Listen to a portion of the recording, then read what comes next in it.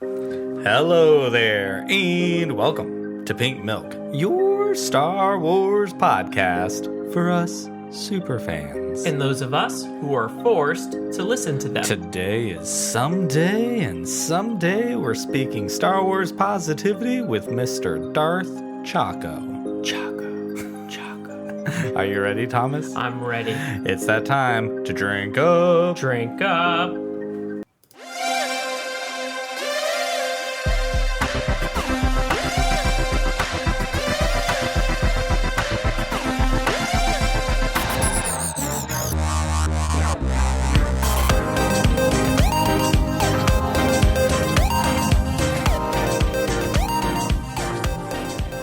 Hello there, Pop. Hello there. How are you? I am well. Thank you for having me. You know, it's always good to have you. It's always good to have you. It's good to be had. Have you been enjoying having me, seeing how I've been under the weather for a few days? Well, I've felt badly for you for sure. I don't like you like that, and that's for sure. I feel bad. I even had to take a day off from work. You got me a whole extra day this week. I know, which, is always a pleasure. So. Speaking of pleasures, if you haven't listened to Pink Milk before, I'm your host, Brian. With me, as always, is my better half and your better host, Thomas. Hello. And another hello. There you go. If you're one of those new listeners, I wait for my husband to give me the 3 hellos because it's just not the same without them. I know, but sometimes I want to shake it up. Sometimes I feel like a 1 hello, a 2 hello, a hello, Well, and then another hello. No. Or just a hello. No. You don't like that? I am here for variations in the 3 hellos, but not in anything deviating from the 3 hellos. Not here for that. So I see you're here for the hello. Times 3. Me and Adele. So Hello. I don't even know that song anymore. I don't remember it. Anyways, it's She's got all a good. new one out now. She does. The world is abuzz. I am one of those people that watched a 45-minute long Instagram live feed on YouTube. Cool. Oh no. Was it good? Oh no, I don't know. I was up till 1 a.m. Oh. I went. Was it good? Was it not good? I don't know. I was a little sleep deprived. I was delirious. I went into a YouTube hole until way too late at night. We've all been there before, though, right? Oh God, yeah. Once you start with YouTube, sometimes you're like, oh God, it's only 7 minutes. I'll watch. The next one's only 4, and then you've watched 12. I was like, oh, it's 10:15. I got time. Oh God, when did it become 10:45? Oh God, but this looks good. 11:30. Oh, I got to go to bed after this. My husband's gonna be coming looking for me. Yep. Oh, and then all of a sudden it was 1:15. Oh well. So real quick, last week I think I mentioned I was having mic problems, and I had some again. So I think I fixed it this time, even though I thought I fixed it last time. So if you're new, sorry, the quality of my audio is not really top notch. Hopefully I'm fixing it. I don't know, but there might be a little bit of that in this episode again. Honey, you're always very hard on yourself. They always sound great. Oh, good answer. Thank you. You're welcome. And honestly, this was a really great conversation. I'm a fan of Darth Choco. He's on TikTok a lot. I just barely signed up for TikTok. I don't know anything about TikTok. I'm quickly becoming one of, what do they call him, an influencer on TikTok. We are up to 10 followers. Ooh. So watch out. And if I join, I can follow you. Because here we come. So if you're a TikToker, go find Serving Pink Milk on the TikToks and see what I do. If I do anything, I don't know. I'm trying to figure it out. But anyways, Darth Choco is fantastic. He also has a couple podcasts and does a live stream. He's super, super positive, brings in a lot of different kinds of people. And I think they're mostly TikTok people. So it's people I don't ever know about on the live streams. And they're a lot of fun. And cool. He was really fantastic. And I had a great conversation with him. And I'm looking forward to all of you listening to it. I think it sounds great. Are you going to listen to it, Thomas? I always listen to them. I know you do. I just don't like to tell people I do because, they'll ruin my shtick. I have to be forced. I don't want it to sound like I'm not. Thank you. It's in my contract. All right. Get ready because this is a great conversation. It's that time, Thomas. It's that time. Drink up. Drink up.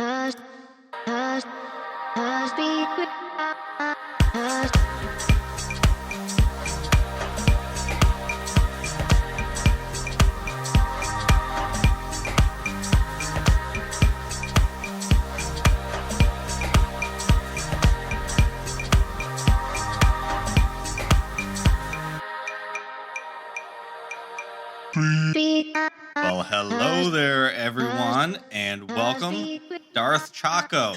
Choco, how are you?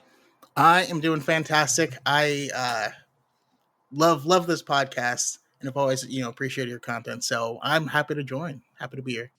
Thank you very much. So, who is Choco, and what is Choco all about? Yeah.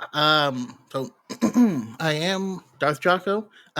What I try to do is, the tagline of my channel is Star Wars for people who like Star Wars. For a long time, every bit of content I could find, I could only find people talking about how much they hated stuff in Star Wars. I'm like, you guys like this, right? I can't find a single thing of anyone liking anything anymore. That's kind of weird. So I really wanted to bring that because I love this stuff. I love these stories.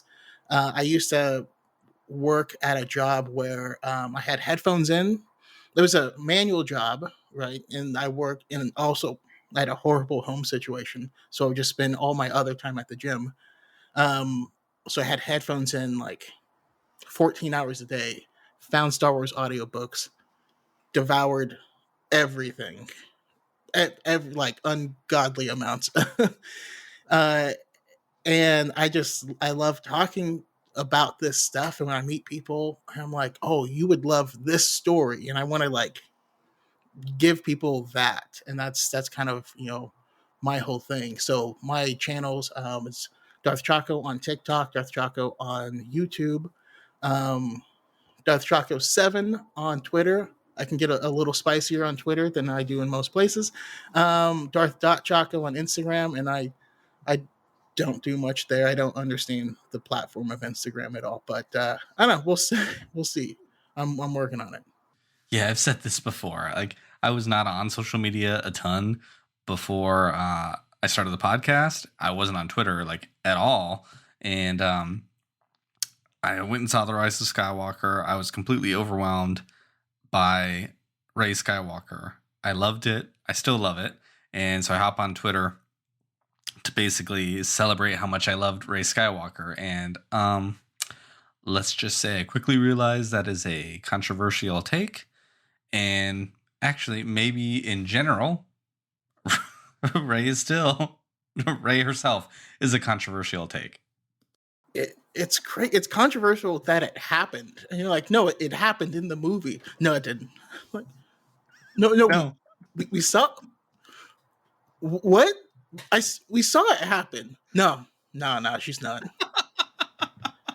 All right, dude. I mean, honestly, you can have a conversation about any of this stuff. You can have a conversation with people from different perspectives, but everybody in the dialogue has to be coming from a place of contribution, not taking away. And it's not always easy to find. Yeah, for me, it's like so whenever I pick a topic, I try to find people that love talking about that topic. Now, I don't care what your stance is on the topic, but the fact that you love talking about it and you're just a positive person is what I really enjoy. So sometimes people say things and I'm like, I disagree with that entirely. But you know what?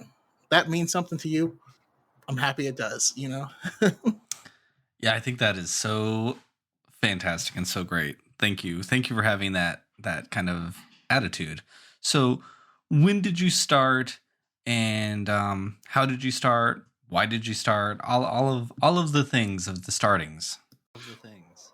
Yeah, I mean, with Star Wars in general, my mom was like a closet nerd, so I had a VHS tape of The Empire Strikes Back, the original one where the Emperor was a woman in a mask with chimpanzee eyes and stuff. Um, Super weird, and like I was obsessed with anything with puppets in them when I was little, but terrified of puppets at the same time. So I would religiously watch this over and over again, laugh hysterically at Yoda being like a fool in the beginning, and then get terrified when he got serious. I had the same relationship with the Labyrinth, but after I started, like I said, I started just devouring all of these books and stuff, and it made me super interested in the expanded universe. I think to date, I'm at 138 Legends novels, and all of the canon ones. Now I have anxiety when a new one comes out because I'm like, I can't get behind. Like, it's because it feels bad. um, but I started listening to more podcasts and stuff because I had headphones in for so long, and I would run into a lot of negativity and a lot of takes that were just wrong. Like, the information's out there; it's covered in this book here or that book there. And I'm like, oh, okay. So then I had a Thanos moment, and I said, fine, I'll do it myself. Um, and uh, and it really started with there was a take that was going around on Twitter where people were like, how come R2D2 just didn't just tell Luke that Vader was his father, that Anakin was Vader? And it was going around. It was like it was the biggest plot hole and all this stuff. I'm like, R2D2 didn't know. R2D2 wasn't around for any of the Vader stuff. So I'm like, okay, I guess I have to start making content because I'm tired of hearing this. And so so I did. And that was my very first piece of content was May 3rd, 2019, 2020. Oh, wow. Okay. So it's been like a year and a half now. Wow. That's really, really awesome because you're really successful. How do you think you got there? I was unemployed. so no, I would just make at least 3 to 5 videos per day on TikTok, but also I enjoy talking about it, and people will always enjoy talking with people that enjoy things. And the other thing is, I figured there is so much more Star Wars and new Star Wars coming out. We had so much stuff being pitched, and if everyone is like negative on stuff, then the positive guy eventually is going to like sprout out on top. I'm like, all right, I'm gonna get in here while the getting's good. So that's that was the other thing about it. I mean, honestly, I love that you said that. I think I mean, I agree. Some of this negative stuff, the channels, like especially on YouTube, where everything is just filled with so much hate surrounding it. Everything's got the red laser eyeballs. Everything's just negative, searching out for all of the things that you don't like. I always feel like that stuff's going to come back to you at some point, like at some point, if you cultivate that kind of listener or that kind of friend in life, even, like, they're eventually going to take that focus and turn it your way. So, like, what is the ultimate goal at the end of it all? I assumed that's why I was like, okay, I'm going to build a base here on TikTok first, and then now I'm going to spread out to other stuff so that I want to make sure I have credentials out here. But I'm actually happy for that to happen because I know a lot of people that are amazing content creators, and they should be making content. They're afraid to because they don't want to be attacked.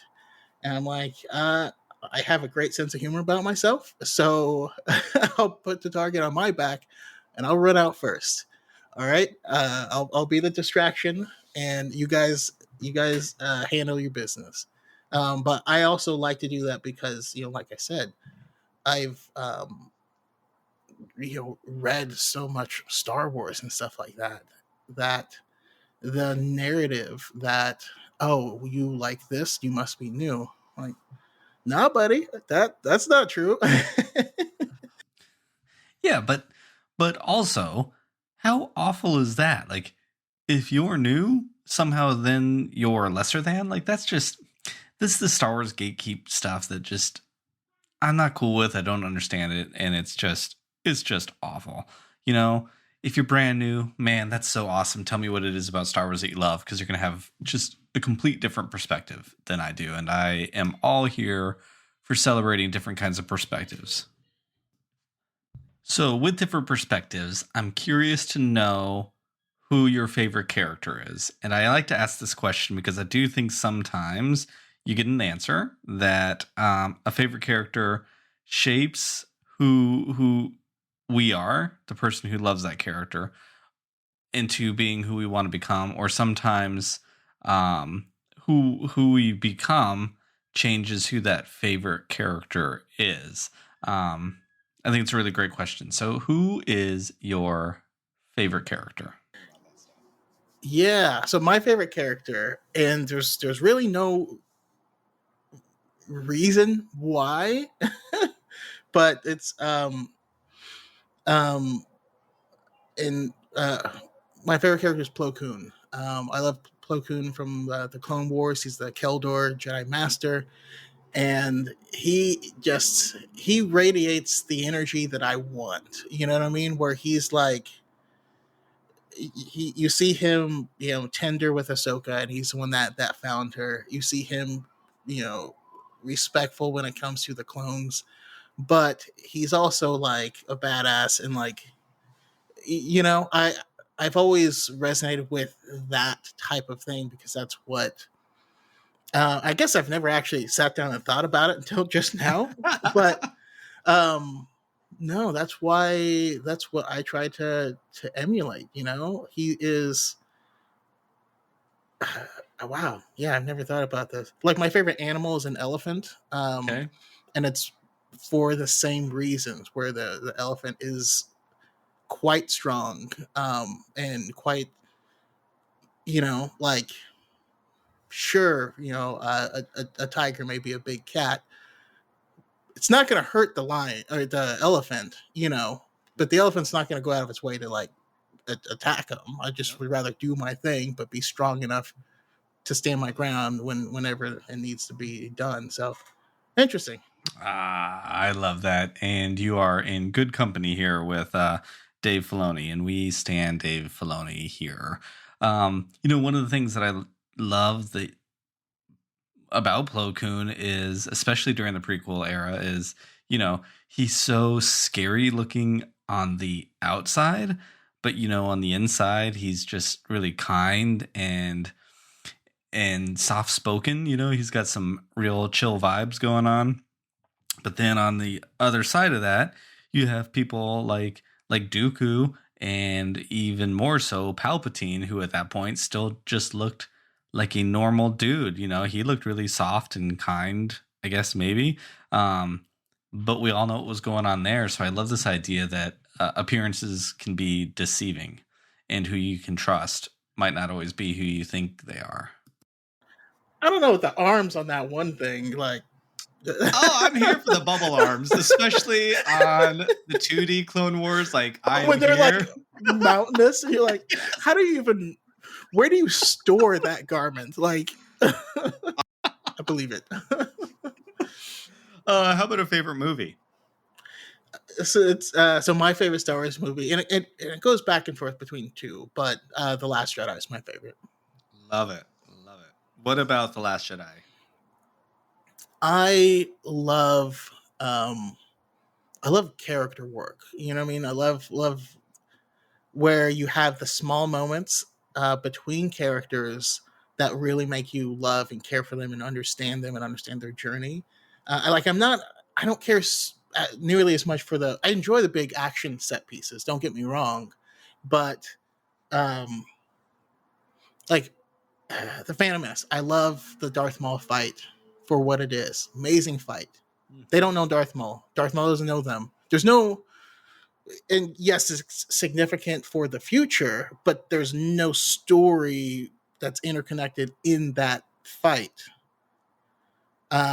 Versus the throne room scene where you have these two characters, and like the only person that ever have cared for Rey was murdered by this person, and all she ever wants is family, and he killed his father, and they see themselves working together, and you have this like moment that could mean many things, and then it ends and it doesn't mean any of those things.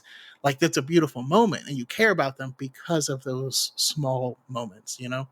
And so I feel like The Last Jedi has the most character development of any Star Wars film. You know, we have each and every one of our characters gets a full arc. Yes. I mean, I and Pink Milk in general is always here for all of that stuff that's boiling underneath the surface. Let's get past the pew pew pews, what's beyond the big action set pieces. I mean, that's all fun, and I love to slam some popcorn with that, but it's what's underneath. I mean, this thing has not been around for as long as it has because of the pew pew pews. It's always, there's something more to it underneath, and I agree with you. I think The Last Jedi, yeah, I think it asks bigger questions. It asks the most of the characters than any of the other Star Wars. And you know, I love that it's your favorite too, because you said earlier how much you love Legends, and I feel like there was a lot of backlash about The Last Jedi because of people's ideas of who Luke was going to be and who they wanted him to be. A lot of that people would use Legends Luke in quotes as the reasoning that this new Luke wasn't their Luke, or whatever it was that they had to say. But I love that here you are saying that you loved Legends and The Last Jedi is your favorite Star Wars. I mean, like, those two worlds can exist. It can really happen. So the thing about Legends is there is so much content. There is so much stuff. And I find that most people found it after the fact. So they will only read or only retain the stuff that they liked. And so by that token, because like in the Dark Empire comic, like Luke falls fully to the dark side and becomes Palpatine's apprentice, and that narrative, like, so it's so much worse than him being grumpy. And then and even way later in life, you know, Jason Solo becomes a bad guy and all this stuff, and Luke has the opportunity to like take him down, and he won't do it. And he's like, if I kill him, I will fall to the dark side again. I'm not about that. But also, Luke was never my favorite person in Legends. Jaina Solo is my queen. Jaina Solo is my all-time favorite Star Wars character. Boom. And yeah. So, but they can coexist because they're two different stories. That's like saying, I hate the Avengers because I like Logan, and you're like, they're different movies, man. Like, I don't, you know. Yep. You know, that was one of the... You want some pizza? You're like, nah, man, I like hamburgers. It's so stupid. I agree. I love that you just brought something up too. That's one of the things that The Last Jedi did that I love. Like, for me, seeing those kids playing with Luke Skywalker and telling the story of the Luke Skywalker we all thought we were going to get, like, to me, it was this way of saying, but they still matter. Because that idea of Legends, you know, Legend Luke and video game Luke, where he's like pulling stuff down out of the sky and all that, that matters because that's the hero that we all believed in, and that's the hero that we aspire to be. And just because he wasn't that doesn't mean that he can't be that to you. Like, I mean, I feel like that was the whole purpose of the movie, is that he is that. Yes. You know, every legend that you see that exists, there's an actual person behind that legend, and that person is not perfect, and they have arguments with their family members, and they take dumps. You know, they're not like, there's this like idealized of like, no, he would never do anything wrong, and I'm sure he smells like roses all the time, and like, and yep. but it's not realistic. You know, if you grew up being a big Michael Jordan fan, he was an amazing basketball player, you see him on TV and stuff. A lot of people know he's a jerk in real life. Like, he's not the nicest person, but you can still aspire to the idealized version while the actual person exists. Yep. And like Luke in The Last Jedi straight up is like, what do you expect me to do? Face down all of them with a laser sword? Like, laughing at how ridiculous, like, that's what they expect the legend to do. And then that's what he did. 100%. And I love that it wasn't, I mean, it was him, but it was him projecting the thing that everyone thought he was, because that projection of what everyone thought he was going to do is what all of those people needed to do. They needed to realize they could project themselves doing the exact same thing. And what happens? Just that. Yeah. Oh, God, it's so good. And the best part, though, is like the other people don't know he was a projection, you know? So, like, all of the stories about him, like, oh man, like they were just pumping like bullets and stuff into him. And he just stood there, like, you know how hype that is, but you realize, oh, this is just a trick, like, you know? Yeah. Oh, man, I love everything you were just saying there. It's so good. I think for me, like, yeah, I mean, it goes right along to that. Like I said, The Last Jedi asks all the questions. It takes the biggest, the biggest moments and makes you question them, and it really challenges us as viewers and the characters within the story of who and what we need our heroes to be. You know,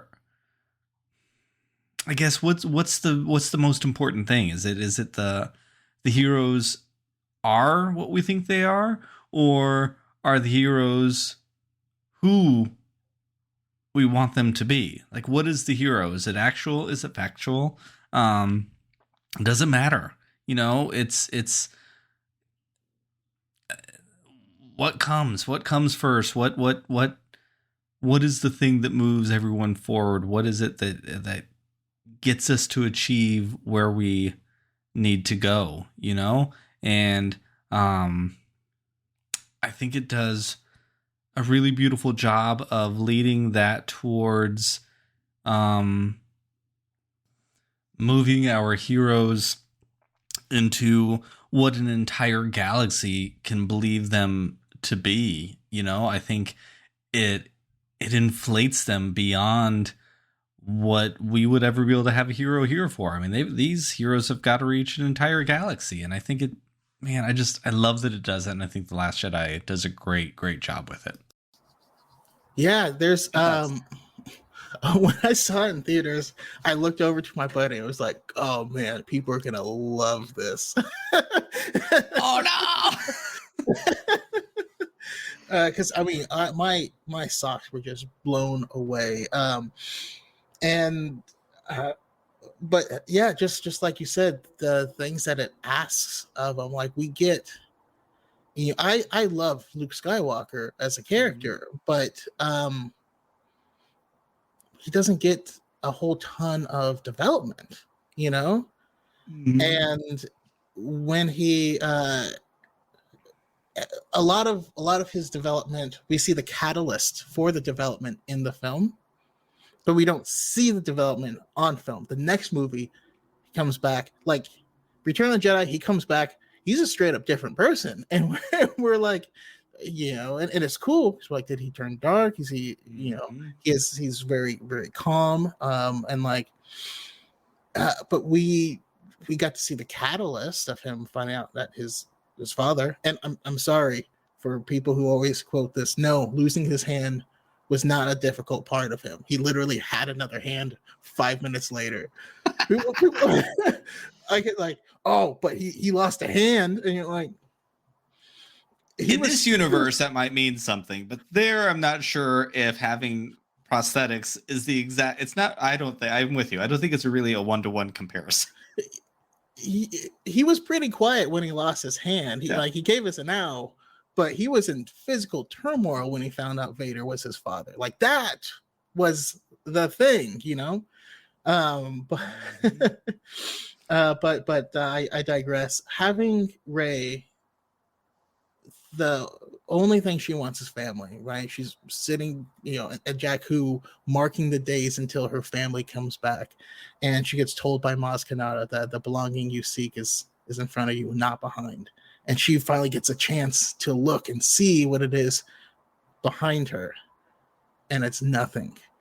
Also, I'd like to point out, even in that scene where it looks like two people, one of them actually looks like Kylo Ren, and I was like, "Is that?"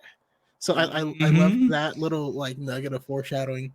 But again, as someone that is, one of these like novel junkies and stuff like that, there's a lot more connective tissue that a lot of may not have been aware of that also builds these things up. I just thought it was a beautifully executed film on all fronts. Watching Finn, who was a stormtrooper, he ended the last movie in a coma.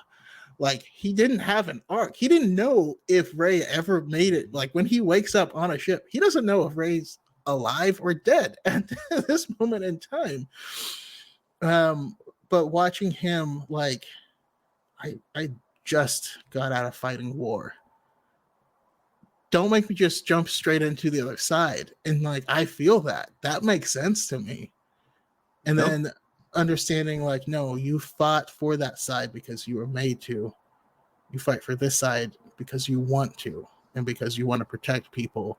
And having him actually join, I think The Last Jedi doesn't take a lot of things for granted. Like, there's a lot of things that we just assume happen from this movie to that movie because they're common tropes that happen. Mm-hmm.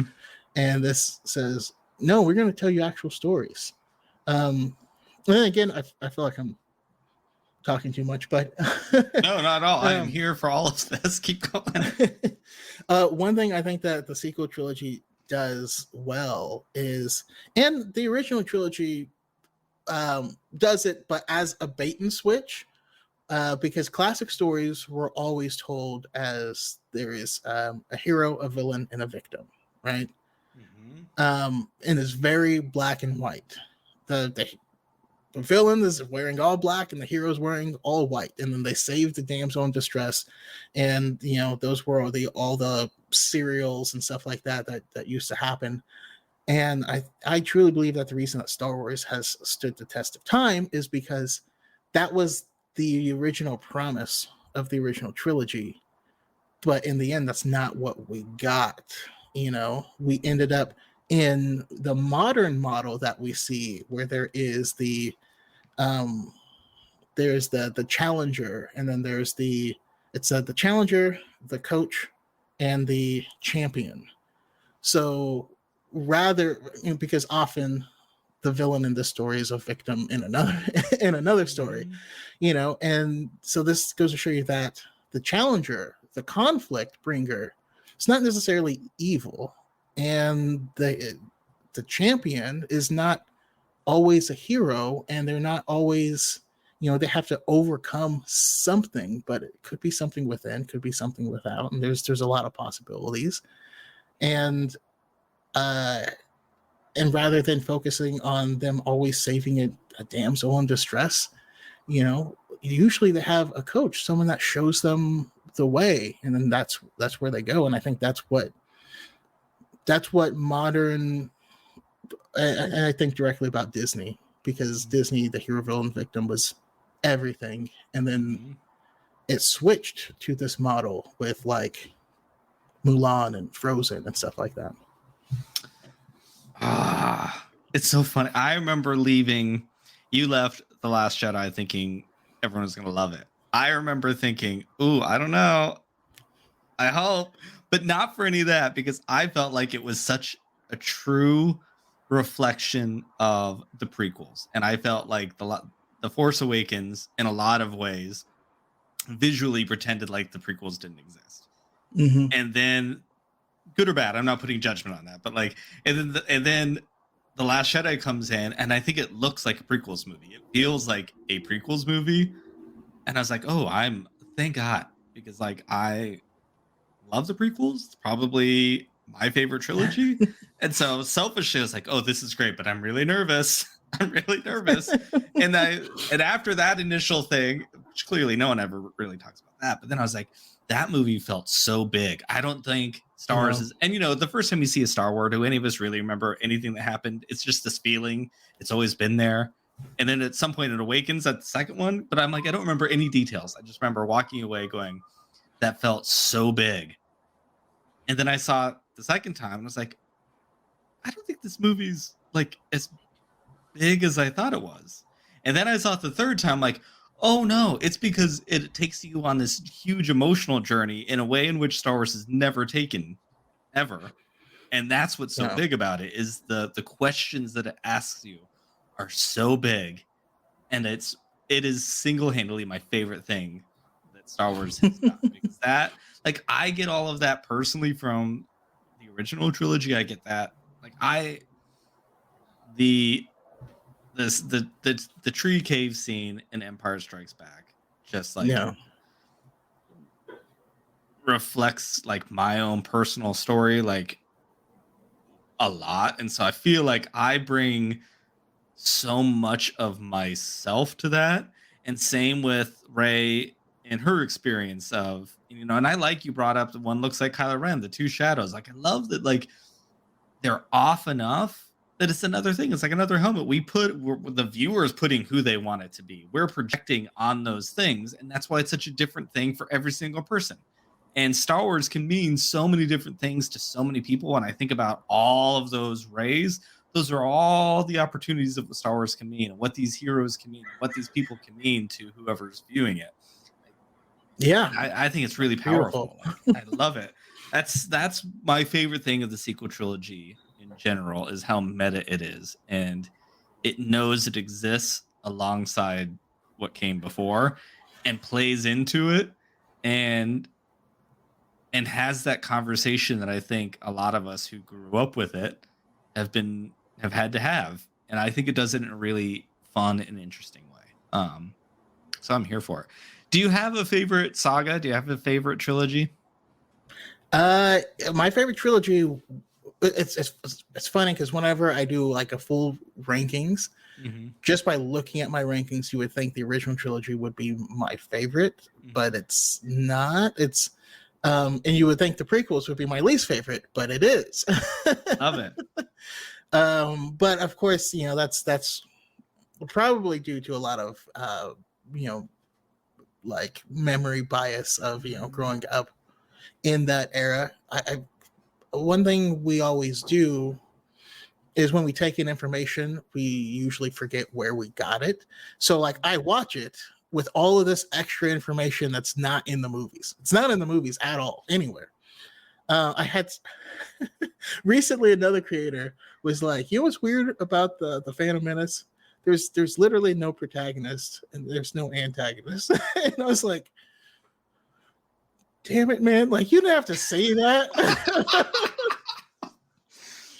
See, that to me is such a George Lucas thing. George Lucas is like, what I do miss in Star Wars right now is a little bit of that middle finger that George Lucas does. Like, there's a little bit of McClunky. I'm gonna put McClunky. That's gonna be my final stamp on Star Wars is McClunky. And he was like, oh my God, I'm gonna sell this thing. We have to crank this out, and I'm gonna mess with that scene one more time, and I'm literally going to say F you in a way that Star Wars can say F you, and that is gonna be my final stamp. And I am here, like, I love everything about that. Because no, it's so George. Like he comes back, man. Special editions are a trip because I love them. Those were my first Star Wars. Okay. But like thinking back to like, okay, I'm gonna make a big CGI dinosaur walk in front of the camera. Yeah, that's weird. Jedi rocks was a choice. You're absolutely right. Like George just went wild, and that's what makes it special. I feel like Return of the Jedi is for a long time it was my favorite, and I never thought it was the best Star Wars movie, but I think it's the most Star Wars movie. Like the end of that movie is like peak Star Wars to me. You know, watching, celebrating with the Ewoks, and like me knowing that the Ewoks have no idea what's happening in the greater galaxy. They're just happy because they're gonna eat a ton of stormtroopers. It's just hilarious to me, you know, like. The rebellion's, celebrating freedom across the galaxy, and here's our adorable little Ewoks celebrating full bellies. It's so ridiculous, but it's totally true. I love it. I love it. So I'm going to ask you a question. Why we need to rank movies, we do, and I know you said it changes all the time, but anyways, as of right now, what are your 3 favorite? Well, I mean, I love asking top 3 so that we don't get into like any negatives, but so the 2 that change all the time is Empire and The Last Jedi. Okay. So Last Jedi, Empire, Return of the Jedi are my top. Love 3. it. That says, again, like you were talking about character work and all that kind of stuff, like it fits. My 3 favorite Star Wars movies, and it's pretty solid. And I always talk about my rankings. There has to be a bottom, but I'm dealing with greatness. And I love the worst Star Wars is still, like, I think, better than any other movie that's ever existed. That's just I don't allow myself to love other things as much. Not a great quality, but it's true. Return of the Jedi, Attack of the Clones, and Solo are my favorite Star Wars movies. Because for me, they're the most Star Wars.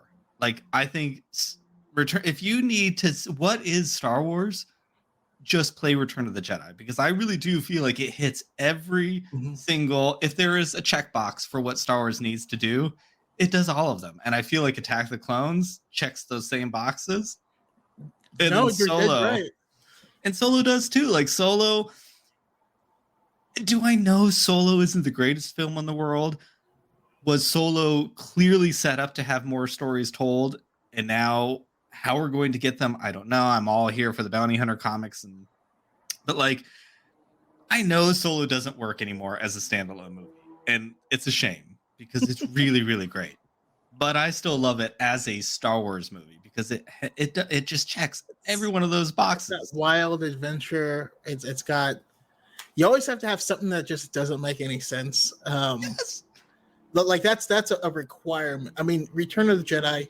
What is Luke's plan? All right. So you go get caught. You just volunteer. You know, the droids will just volunteer. You get caught. You become a guard. I'll get caught, and then we'll wing it. Like, I wanted to be part of that. All right, I'm gonna do a flip. It's gonna be super cool. Is it necessary? No. Even Jabba the Hutt, I'm like, how do you achieve this power? You can't move. You can't do anything. Yet you just sit here on a throne room, and the minute like it doesn't go the way you thought it was going to, you get choked with. Which I'm here for the Hutt Slayer moment. I mean, that is like beyond so like that is, and that's what Star Wars can do. Like that's what I love about Solo too. There's just this ridiculous stuff on the surface. It's really funny. You have like 87 adventures in one movie, and it just goes from one thing to the but then there's so much boiling underneath all the surface. Like everything Qi'ra does. The first time I saw Solo, I was like, oh. And I had never, at that point in time, I had never seen Game of Thrones. So I really didn't know who she was. Like, I don't even think I knew she was in Game of Thrones. I had no idea who she was. I'm like, first, I was stereotypical. She goes back up with that necklace and like that whole thing. I was like, okay, you're coming after Lando's drip. I see. Well, let's be honest. I think there was a history there, and I think Lando left some drip on her. Like, that's probably the way it went.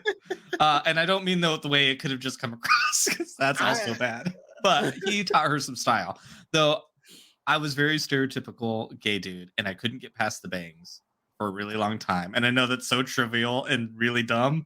But it's like, there are no bangs in Star Wars. This just feels like her hair is not Star Wars hair, and it took me forever to get past it. But at first I was like, hair is not canon. Exactly. I don't care if it's on screen. It's not canon. Right. But at first I didn't like her performance. I was like, I don't really. And then I watch it, and now I'm like, oh, there is so much going on underneath every single thing that she does, and it is so good. How she was able to talk to Dryden Voss, but also talk to Han, and like deliver these two very different takes, and like so good. I love that character. Absolutely. And like a lot of the humor just works for me in Solo. I mean, just the scene where he's in the shower and Chewie comes in there and he's like, come on, man. you couldn't you couldn't just wait, like, geez. And then the same thing for, you know, Attack the Clones. I think the subtext of that film is hilarious. Like the subtext of Obi-Wan going on a mission that he has no idea. He doesn't even know what his mission is. And he's just like showing up places. They're like, oh, we've been expecting you. And he's like, yeah. Yep. So you're expecting me for what exactly? That's why I'm here. Yeah. You know. I love Attack of the Clones. I think to this day it's probably still the movie I saw the most times in the movie theater. Like I really love Attack of the Clones. Hopefully I can get you to come back on for Attack of the Clones, because that'd be all day. I will defend the dialogue. Everyone loves to like slam on the dialogue. I'm like, but it's Star Wars dialogue. Like in that world, it fits. It's great. It is you will never hear me say anything bad about Star Wars dialogue. I think it's great. I think he's never talked to a girl. What do you expect he's gonna say? Also, George Lucas has made it very clear. His idea of how a film works is, one, you should be able to watch without any sound and know what's going on so little babies can understand everything. And it's a visual medium first. It is an audio second. But also, then he redefined how audio works, and like sound is so incredibly important to Star Wars. Then he redefined. Anyways, I'll go on and on. But the fact that they talk different also is a real signifier that we are in a different time. Like, you know, listening that they're not the same people that live in the original trilogy time. Like, they're just different. It's a different time. And sometimes, listen, you go watch old like 30s, 40s movies. People don't talk like that. And there was this whole idea from coming from theater to a film that like the way you read lines was just different. And I think George Lucas was paying homage to all of those things. And so you're in a separate time period. Look at Leia in and out of her like little British accent all through A New Hope. Again, people slam her for that, but you know what? That's also what they had to do. That's how they talked in the Senate. And that wasn't really her, but she had to fake it till she made it. Anyways, I don't know. I'm here for Star Wars dialogue. I think it's great. I think it's great. Also, I'm just here for Dexter Jetster. I always talk about how I need a show. I need him to have a show that's about his diner and that he's actually in the witness protection program in Star Wars, because there's no way on earth that you would see this dart and you'd be like, oh yeah, that's a toxic dart and it's made by Camino and cloners. Like, they're really good cloners and they're in the Outer Rim. And like, no one, like, you sure you're like a fry cook, buddy? Something you want to tell us? Like, so I need a show where, because it's also kind of like Denny's, where I imagine he's open 24/7 and everyone there has a crazy story about why they're here and all this stuff. And then, you know, I also want him to have to take down local mobsters who are trying to shake him down for money, but don't know that like he used to be an elite commando. Like, I feel like there's a rich vein. That's the type of stuff my mind latches onto. Like the Vision short I want the most to be a show is Tatooine Rhapsody. Yes. There's so much like rich, like funny and weird situations that you could have a band that works for Jabba, that's fronted by a former Jedi Padawan, like, get into, you know?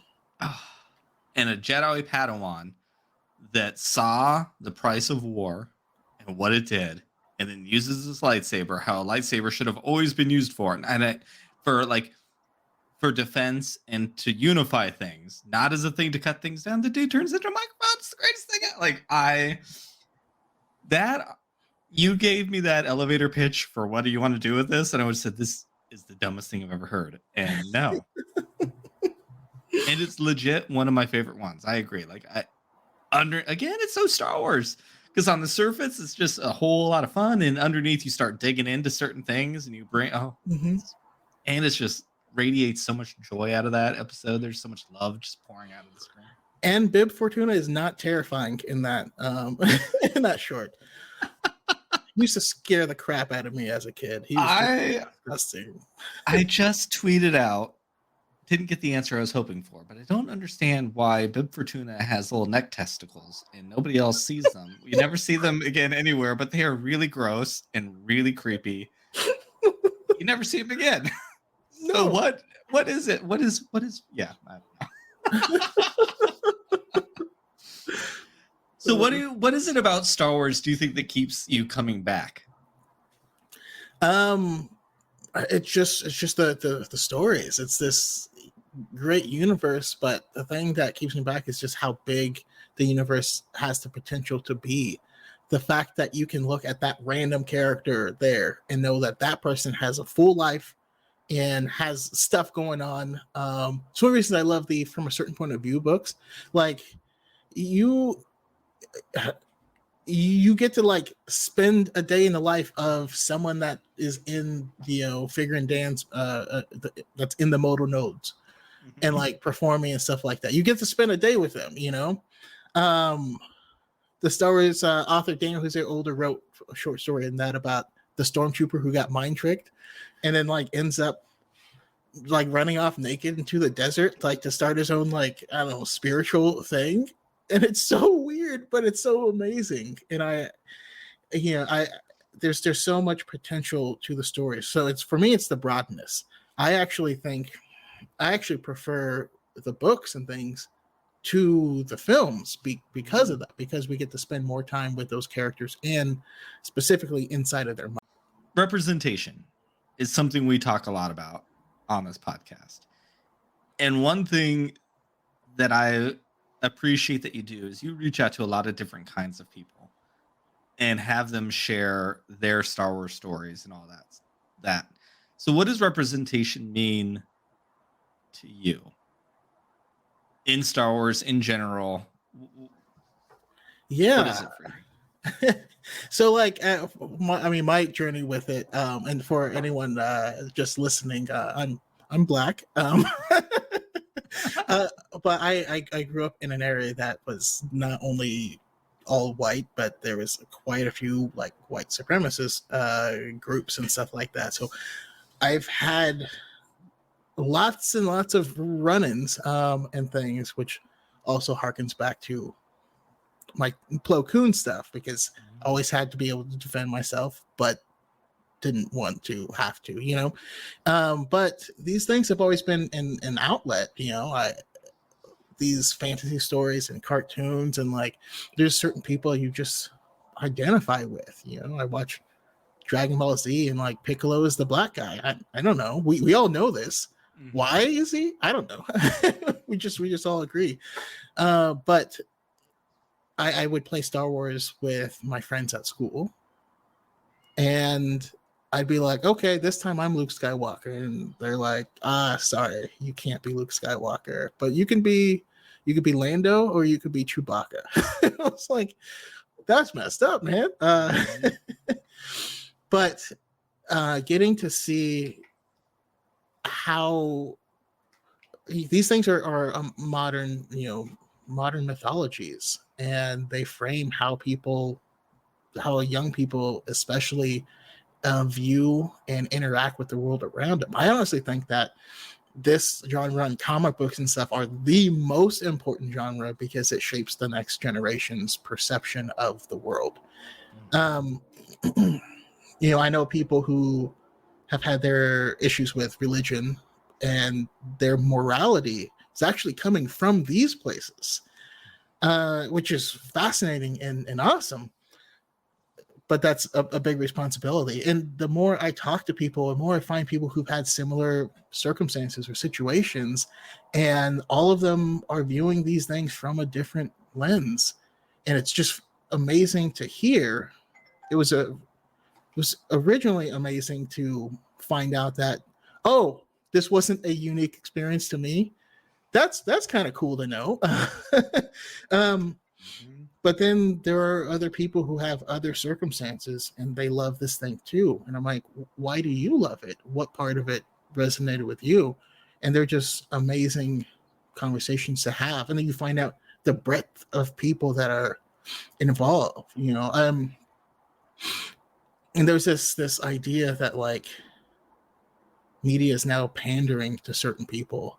And the way I feel about it is it's either all pandering or none of it's pandering, right? If it's not pandering to minorities, then who is it pandering to?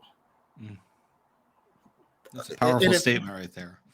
And you're like, it's so obvious that like, oh, this isn't pandering to me, so I feel uncomfortable, versus everyone else who's like, yeah, I watch things that aren't made for me because I've had to forever, and it's nice to occasionally get one that is. I always liken it to being left-handed versus right-handed. A left-handed person walks in Guitar Center, they can't pick up 90% of the guitars. It's not made for you.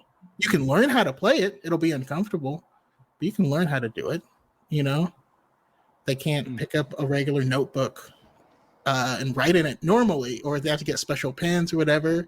You can't pick up a regular pair of scissors. Your friends are playing baseball, and I've never owned a baseball mitt, but I've played baseball a lot because everyone has extra mitts.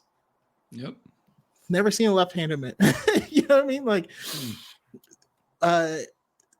those people have had to deal with a world that was not made for them, but they still interact with it because they still live there. But now I imagine if I'm right-handed, which I am, and I pick up a left-handed pair of scissors, and I'm like, what is this? Why does this feel bad? You know, and not recognizing, oh, it's because every other pair of scissors was made for me. And now it's just like, okay, now recognize that half of the population is women. First of all, so it's okay for things to be made for them, you know, and like it's okay to make things for other people, and you can enjoy them too. It's a layered question. It's difficult. It's a difficult question to think about. Yeah, I mean, so for me, and like, man, I've grown so much over the past, you know, couple years of talking to people, because in this world we have unknown unknowns. You know, I can't relate to that situation, right? But I can get an idea by talking to you about it. You know what I mean? And you know, just like, and I guess I don't want to speak for you. Like for me, like I'm black, but I am, you know, hetero and male, so I only have one thing, you know. And so like there's other, I lack the intersectionality of a lot of people. My older sister, who is a black woman who's gay and adopted, and how that, you know, affected her, and how she struggled with fitting in, which was very different from mine. And we grew up in the same house, you know. And so the only way to expand that is to have those conversations, or to have them open. Or, you know, when I first saw The Rise of Skywalker, I actually hated it. And I say that because and I wasn't a fan of the Rey Skywalker moment, and not until I spoke to someone who is adopted and queer, and was like, and when she explained how hard that moment hit her and all the stuff, and I was like, oh man, that's powerful. I missed all of that, you know. But it's because it's my paradigm, like that's my viewpoint. I don't have the vantage point to see that the same way. And now, you know, it's still not my favorite. That's one of the other reasons I made the podcast. So I had an episode on it where I had people on who that's their favorite movie, and I got to see it through their eyes. And then I rewatched the movie, and it drastically changes my viewpoint of it and my enjoyment 100%. of it. I identified to that. I completely lost it in the movie theater, because like, I never thought I was going to have kids. I never thought I was going to be married. I just never thought any of these things were going to be possible for me. And here they all are. And we were watching that movie, and I had two of my kids sitting on either side holding my hand, which is just still to this day this thing that I'm so beyond grateful for, because again, never thought it was going to happen. But here it is. And our third son, Eli, who had only moved in a few months before and wasn't adopted yet, but I knew would be. And I have seen how my children changed once they were adopted and got to change their name, and how there was a weight that, like, Michael, when he was 4, I can't believe a 4-year-old had to carry some of the stuff that he had to carry, but to see it starting to get lifted with something that small.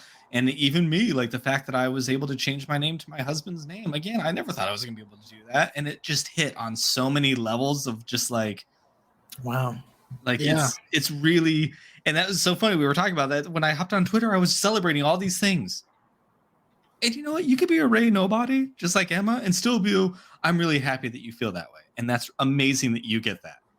You don't have to go and actually, and then like trash all over it for somebody else. Just like, you know, we all bring our own things, but and also I still maintain that she grew up as a nobody. Like, that doesn't change just because you find out, like, you know, she is a nobody. Like, one thing, like, I don't know. Emma has opened up my eyes to that a lot, because when I heard Ray nobody all the time, I was like, oh my God, like, why would you ever want this person? And this is just my perception. It's not right or wrong, but for me, I'm like, why would you want this character that you love to feel like a nobody? I spent 37 years of my life feeling like an utter nobody. Like, I watched friends dying of AIDS back in the mid 90s, and people saying, well, they were gay, they deserved it. And they were just like trashed on. And like, I had my whole life like that. And I was like, I never want to feel like a nobody again. I have 3 little kids who bounced from home to home to home to home, who felt like nobodies for a really long time. And that's just my take on it. Like, I can't, if somebody else believes in it, like if somebody else wants that, I'm not here to say you are wrong. That is your experience. But like, if you don't agree with it, listen to somebody else's side of why they might not like that. It doesn't take away your feelings. It just adds to another perspective. And you go, oh, yeah, I don't need to hear Ray nobody or somebody liking Ray Skywalker is this offensive thing against me anymore, because maybe they have their own reasons for liking it. I found that myself personally, my problems with it were because I was expecting something and I didn't get what I expected, and I stopped paying attention to things because of that. You know what I mean? I mean, the Force Awakens, Maz tells her the belonging you seek is not behind you, it's ahead of you, right? So The Last Jedi, she finds out that she is no one, that there's nothing behind her. Okay, that was only half of what Maz said. The second part is in front of you. And so, like, becoming, like, that's, we were actually told that was going to happen in the first goddamn movie, but I didn't pay attention to it because I love this thing. And so, I think that's cool. But, like, even myself. So, you know, my parents split up when I was, like, 17. My dad, so my older sister is technically my half sister. And so my dad had adopted her. And then they split up. And then my dad remarried and had 2 kids. So my dad remarried a white woman, had 2 kids with her. She was formerly married to a Filipino guy and had 2 kids with them. And so I went out to dinner with him, and so it's me and my sister, who are both black, but she's my half sister, and then 2 mixed kids that are also my half siblings, and then 2 half Filipino kids that are not related to me, but by blood at all, but they're still my family, and we look like a Benetton ad. Like it was like the wow. It's just, family's weird, but family's family. You know what I mean? Like, that's, and to kind of get to see different types of family coming together, if be it, you know, watching Rebels or watching Clone Wars or whatever. Yep. And like you have the exact opposite where the clones are brothers because they're literally the same person. But the Ghost Crew is also a family, and they're not the same species. So we could go all day. This has been a great conversation. So before we go, I'm going to give one question. What do you want to see in the future of Star Wars? We have a lot of Star Wars coming. We have a lot of different kinds of stories. What do you want? Man, I mean, I think Star Wars is best when it gets weird. You know what I mean? Like High Republic is weird. Fighting Drengir is weird. Marchion Ro is a unique and weird type of villain. Who, if you're not reading it already, please do. I always say he reminds me of Moriarty in the BBC Sherlock. He is that kind of like chaotic intelligence on the seat of, flying on the seat of his pants. But I want more weird stuff. I want more. So let's stay away from the Skywalkers. Let's not keep telling the same stories with the same people. Let's explore this universe. Let's make it broader and not taller. I think that's where we are. Oh, I love that expression. Oh, I'm here for that. I mean, that's one of the weaknesses of the Legends, the expanded universe. It just followed them and it just kept going. And like by the end, you're like, Luke has to be like 800 years old now and he's still out. Like, okay, we need to,